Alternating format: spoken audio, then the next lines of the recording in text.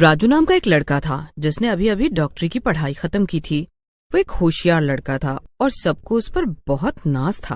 माँ, आखिरकार मेरी पढ़ाई खत्म हो गई। अब मैं डॉक्टर बन जाऊंगा और खूब पैसे कमाऊंगा। मगर ये डॉक्टर की पढ़ाई खत्म करते करते तू भी बूढ़ा हो गया राजू। अब ज्यादा देर मत कर और पहले शादी कर ले। कमाई तो होती रहेगी। कितने साल तूने डॉक्टरी की पढ़ाई को दे दिए। क्या माँ, तुम भी? अभी कहाँ बूढ़ा हुआ हूँ और अभी मुझे शादी नहीं करनी। अभी तो मेरे पास वक्त ही वक्त है। थोड़ी नौकरी करने दो, पैसे आने दो, फिर धूमधाम से हम शादी करेंगे। ठीक है फिर, जैसा तुझे सही लगे। वैसे भी कौन सा तू मेरी बात सुन लेगा। मैं तो बस बोलती ही रहती हूँ। मेरे साथ रहकर तुम भी समझदार हो गई हो माँ। चल चल, अब मजाक बंद कर और खाना खा ले। राजू अपनी माँ के साथ खाना खा लेता है और सो जाता है। अगले दिन राजू को खबर मिलती है कि उसकी पोस्टिंग दूर एक छोटे से गांव के हॉस्पिटल में हो गई। मगर इस नौकरी के उसे अच्छे पैसे मिल रहे थे। माँ, ये लो, मेरी पोस्टिंग की खबर भी आ गई। बस दिक्कत ये है कि गांव बहुत दूर है। मुझे वहीं जाकर हॉस्पिटल में रहना पड़ेगा। हॉस्पिटल में मुझे कमरा भी मिलेगा। क्या? मुझे तो बड़ी चिंता हो रही है राजू। पता नहीं वहाँ के लोग कैसे होंगे। तू अकेले कैसे रहेगा मेरे बच्चे? अगर तूने मेरी बात मानकर शादी कर ली होती तो आज तेरी पत्नी भी तेरे साथ चली जाती। माँ, लोग कैसे भी हो, क्या फर्क पड़ता है? तुम ये देखो ना, मुझे कितने ज्यादा पैसे मिलेंगे वहां डॉक्टर बनने के।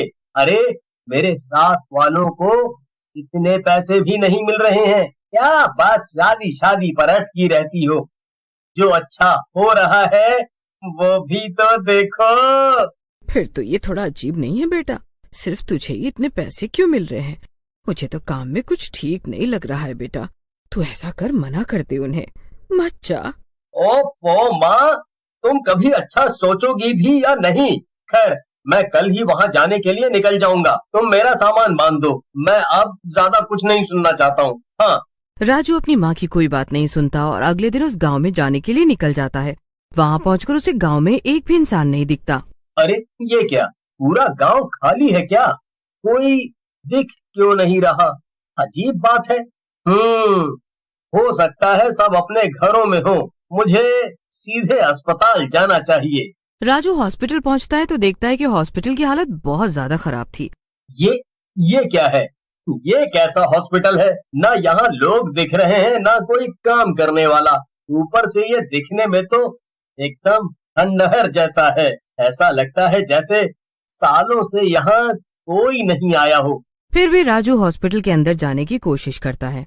अंदर पहुंचकर वो चौंक जाता है क्योंकि बाहर से भले ही हॉस्पिटल टूटा फूटा दिख रहा हो मगर अंदर से एकदम चकाचक था। उल्टा इससे ज्यादा अच्छा हॉस्पिटल तो राजू ने पहले कभी नहीं देखा था। ये तो बड़ी ही अजीब बात है। बाहर से खंडहर और अंदर से इतना आलीशान, यकीन ही नहीं हो रहा। मगर यहाँ लोग क्यों नहीं दिखाई दे रहे? कहाँ गए सब? कोई है? कोई है? राजू हॉस्पिटल में सब कुछ ठीक से देख ही रहा था कि अचानक से उसे अपने पीछे से एक आवाज सुनाई देती है और वो रुक जाता है। जैसे ही राजू पीछे मुड़कर देखता है उसके पैरों तले जमीन खिसक जाती है। राजू के पीछे एक भूत। जैसे ही राजू भागने की कोशिश करने लगता है उसके सामने वो भूत आकर खड़ा हो जाता है। भाग कर कहाँ जा रहे हो डॉक्टर जी? अभी अभी तो आए हो। इलाज नहीं करोगे क्या हमारा? ऐसे कैसे भागे जा रहे हो? मुझे माफ कर दो, माफ कर दो। मैं यहाँ क्यों आया? मैं दोबारा ऐसा नहीं करूंगा। मैं तुम्हारा क्या इलाज करूं? तुम तो पहले से ही मर चुके हो।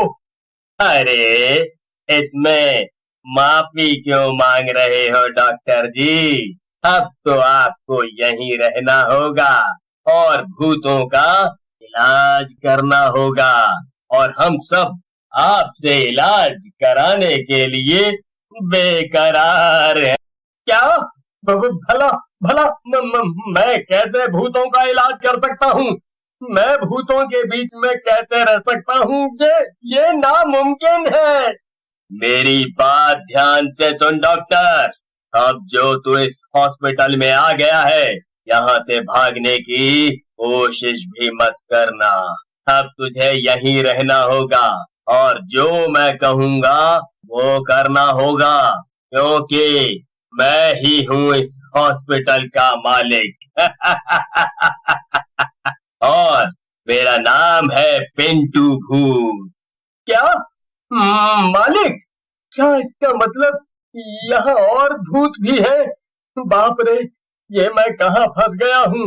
माँ सही कहती थी, मुझे यहाँ आना ही नहीं चाहिए था। पैसे के लालच में मैं तो बहुत बुरा फंस गया हूँ।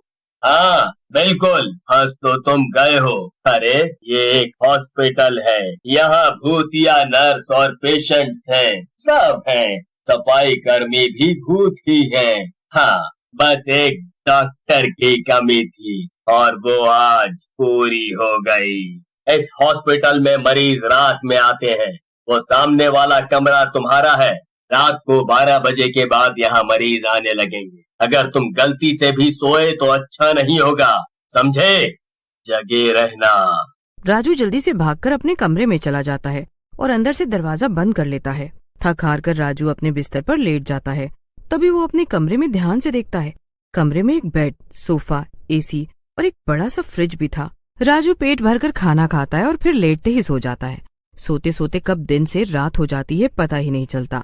रात 12 बजे अचानक से राजू के कमरे के दरवाजे पर जोर जोर से दस्तक होने लगती है, जिससे वो हड़बड़ा कर जग जाता है। क्या? ये क्या था? इतनी जोर जोर से मेरे कमरे का दरवाजा कौन पटक रहा है? अरे नहीं, मेरी आंख कैसे लग गई? मुझे तो जागना था। राजू घड़ी में देखता है तो रात के 12 बज चुके थे। लगता है हॉस्पिटल के भूतिया पेशेंट आने लगे। अब क्या करूं? दरवाजा तो खोलना ही पड़ेगा, वरना वो तो भूत हैं। बिना दरवाजा खोले भी अंदर आ जाएंगे। उन्हें भला कौन रोक सकता है? डरते डरते राजू दरवाजा खोलता है तो देखता है बाहर नर्स के कपड़े पहने एक बड़ी सी चुड़ैल खड़ी थी। हाँ, मैं यहाँ की नर्स हूँ। चलो मरीज देखने जाना है डॉक्टर, देर मत करो। इसके बाद नर्स राजू को एक बड़े से कमरे में लेकर जाती है, जहाँ कई सारे बेड थे और हर बेड पर कई सारे बीमार भूत बैठे हुए थे। इतने सारे भूत को एक साथ देखकर राजू की हालत और ज्यादा खराब होने लगती है। ए डॉक्टर, तूने इन सब का इलाज करना है, यही काम है तेरा। मरने से पहले इन सबको कोई न कोई बीमारी थी और तब इनका गरीबी की वजह से इलाज नहीं हो पाया। इसी के लिए मरने के बाद इनकी आखिरी इच्छा यही थी कि इनका इलाज हो अच्छा, इसलिए हमने ये अस्पताल बनवाया और तेरा यही काम है, इन भूतिया मरीजों का इलाज करना। ये सब सुनकर राजू को थोड़ी थोड़ी चीजें समझ में आने लगती है। इसके बाद वो कुछ और मरीजों को देखता है। आखिर में सब काम खत्म करने के बाद वो अपने कमरे में चला जाता है। सुबह भी हो चुकी थी। अस्पताल के सारे मरीज भूत जा चुके थे। मैं तो थक गया, बहुत काम था, पर अच्छा लग रहा है उन भूतों की मदद करके। लेकिन अब बड़ी भूख भी लग रही है। राजू के इतना कहते ही अचानक से उसके सामने गर्मा गर्म नाश्ता आ जाता है। ये क्या? ये नाश्ता कहाँ से आ गया? क्या ये वाकई में जादू वाला कमरा है? यहाँ फ्रिज में कभी खाना खत्म नहीं होता और मुझे जो खाना होता है उसका नाम लेते ही वो मेरे सामने आ जाता है। फिर से कोशिश करके देखता हूँ। वाह वाह वाह वाह वाह वाह वाह! अब मैं इस अस्पताल और यहाँ के काम को धीरे धीरे समझ रहा हूँ। शायद ये इतना भी बुरा नहीं जितना मैंने सोचा था। वैसे भी आखिर में मैं एक अच्छा काम ही तो कर रहा हूँ। इसी वजह से राजू फैसला कर लेता है कि वो इस भूतिया अस्पताल का जिंदा डॉक्टर बनकर रहेगा।